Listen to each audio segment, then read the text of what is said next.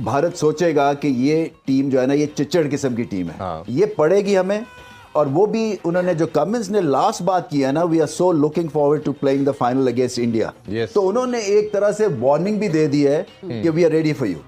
तो ये मुकाबला उस लिहाज से होगा, मगर मैं फिर कहता हूं कि भारत बहुत आगे निकल गया है इस वर्ल्ड कप में, आउटस्टैंडिंग खेल रहा है।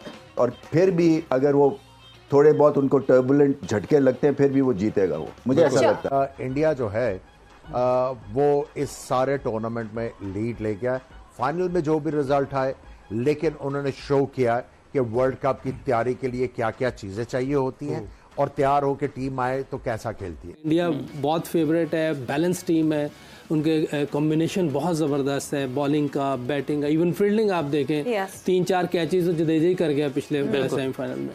तो कल का जो संडे को मैच होगा वो है, तो अगर देखा जाए तो 70% तो इंडिया के हक में है। 70 यार, हैट्स ऑफ टू शामी, जिस तरीके से उन्होंने बॉलिंग की इस वर्ल्ड कप में।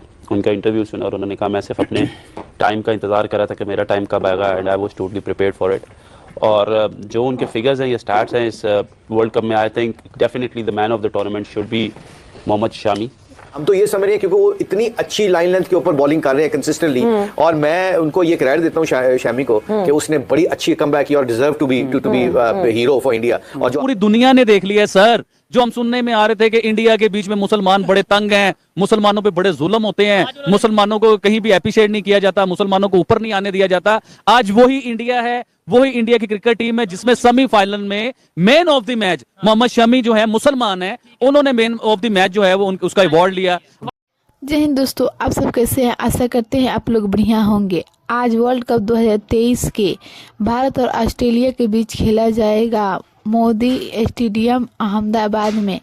इसको लेकर पाकिस्तान वाले मीडिया में क्या खबर है, आइए देखते हैं। अगर इस चैनल पर नए हैं तो चैनल को लाइक, सब्सक्राइब और शेयर और कमेंट करना ना भूलें। आइए देखते हैं आगे इसका क्या रिएक्शन है। About the sensation of this World Cup. Yeah, not just the semi-final, but the whole World Cup. Mohammad Shami has been absolutely spectacular. He became the first bowler in the history of the World Cup who's got 4 fivers in the World Cup games. हमारा एक भी नहीं है। मोहम्मद शमी एक match में 7 विकेटें, और हमारे बॉलरों ने पूरे टूर्नामेंट में 7 विकेटें नहीं ली। अब घंटे हो।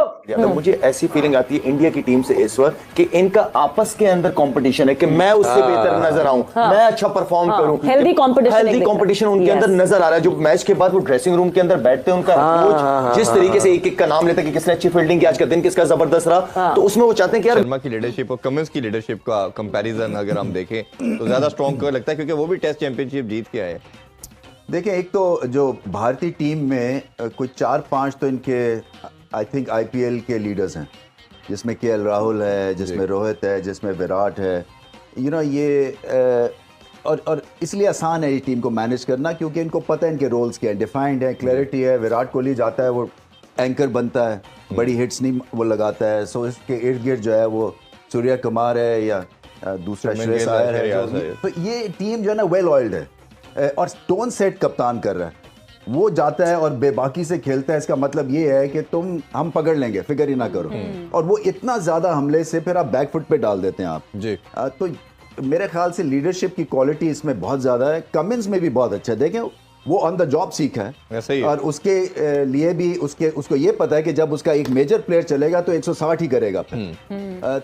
मुकाबला बेसिकली भारतीय बॉलिंग का होगा वर्सेस ऑस्ट्रेलियन बैटिंग। और मैं समझता हूं कि चाहे वो T20 क्रिकेट है, ODI क्रिकेट है, टेस्ट क्रिकेट है, बॉलर्स आपको मैचेस जिताते हैं। बिल्कुल ऐसे। तो बॉलिंग अगर आपकी स्ट्रांग है, आपके पत्ते ठीक हैं। अगर आपने मुकाबला करना है तो अगर सीखना है तो कोहली से सीखें। उसने, हम हमेशा से ये कहते थे हमारे ज़माने में कि इंडियन जो है वो फिजिकली वीक हैं, उतनी स्ट्रेंथ नहीं है, लेकिन अब जब IPL आई, उनके जो स्टैंडर्ड है, फिटनेस स्टैंडर्ड्स, डाइट के स्टैंडर्ड्स, और उनके सामने जो एक रोल मॉडल्स है वो बदल गए हैं। तो आई थिंक पाकिस्तानी टीम को अगर उनका मुकाबला करना है तो बिरयानी से बाहर आना पड़ेगा। एक तो कम अज कम उन जैसी अपनी लाइफस्टाइल को अपनाएं। अगर उनको बीट करना है तो उनसे आगे का सोच।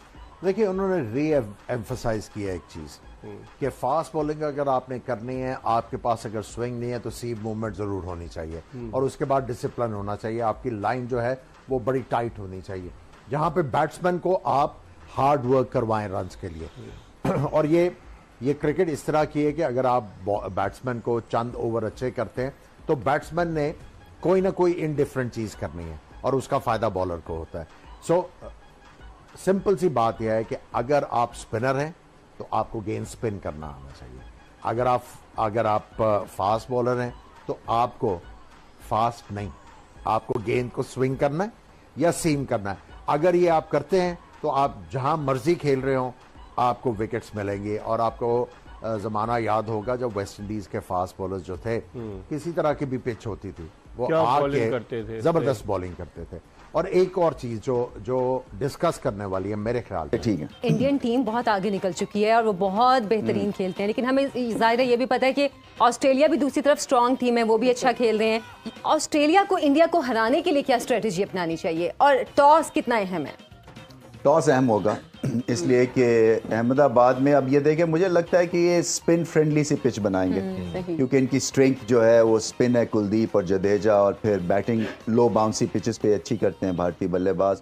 और वो 3 मेजर उनके जो front line wicket takers, Zampa को ये संभाल लेंगे क्योंकि स्पिन को भारतीय टीम अच्छा खेलती है। सो टॉस जीत के पहले बैटिंग करेंगे।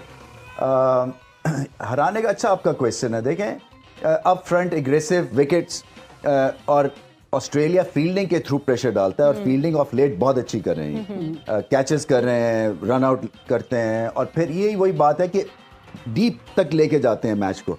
सो ये इनका आउटसाइड चांस ये है कि इनका ग्रेट डे हो, कोई 4 विकेटें गिरा लें या 50 के ऊपर, कुछ इस तरह की एक मैसिव किस्म की अप फ्रंट स्ट्राइक करें, जो कि देखें ना पिछला मैच भी तो ऑस्ट्रेलिया से हुआ था भारत का, इन्होंने 3 विकेटें गिरा ली थी ना 10 रन पे, तो फिर 200 कर दिया था भारत ने। तो मुझे ये जो है ना ये रेफरेंस पॉइंट्स, वो कमेंट्स कहता है वो रेफरेंस पॉइंट्स इंपॉर्टेंट नहीं होते हैं, मगर मेरे हिसाब से वो बहुत अच्छा एक रेफरेंस पॉइंट है भारत के लिए। मुश्किल पिच पे उन्होंने वो मुकाबला आराम से फिर जीत लिया था। सो मैं कहीं भी देखता हूं ना कोई वीक लिंक भारत का मुझे नहीं नजर आता है। देखिए 3 स्पेशलिस्ट पेसर्स, ये ज्यादा बेहतर कॉम्बिनेशन है हार्दिक पांड्या के बजाय शामी को खिलाना, क्योंकि फिर वो 5-5 विकेट्स ले रहे हैं जी। सो और उनको पता है कि अगर 6ठे नंबर पे बैटिंग नहीं चलेगी, 7वां भी स्कोर नहीं करेगा तो आखिरी पे फिर बचा क्या? वो नहीं होता। वो ये होता है कि आपके अगर टॉप ऑर्डर नहीं करता फंक्शन या मेजर आपके बल्लेबाज स्कोर नहीं करते तो बेचारा वो 7-8 पे आपको मैच नहीं बचा सकता।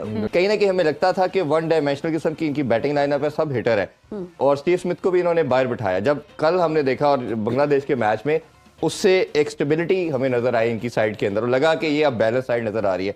आप कैसे समझते हैं कि इनको रखना चाहिए था थ्रू आउट, और अब इनके आने से कितना बेनिफिट होगा टीम को? देखिए जो लबुशेन और स्मिथ है ना, ये आपके मैच विनर्स नहीं है मिडिल ऑर्डर में, जैसे कि केएल राहुल और विराट कोहली। आप अगर मुआवजा करें ना तो ये मतलब फिल किया हुआ है उनको मिडिल ऑर्डर में, मगर ऐसी दहशत नहीं मचाते हैं जैसे कि वार्नर है, जैसे Mitch Marsh on the day है, जैसे मैक्सवेल है। सो मैक्सवेल का देखें ना इम्तिहान पड़ेगा जडेजा और कुलदीप से, और अगर स्पिनिंग ट्रैक है वो फंस जाते हैं क्योंकि क्वालिटी की स्पिन है ना, एक जगह पे बॉल करते हैं। सो और इसी तरह से स्मिथ जो है वो सेट भी हो जाए तो वो मैच लेके नहीं जा सकते तने तना।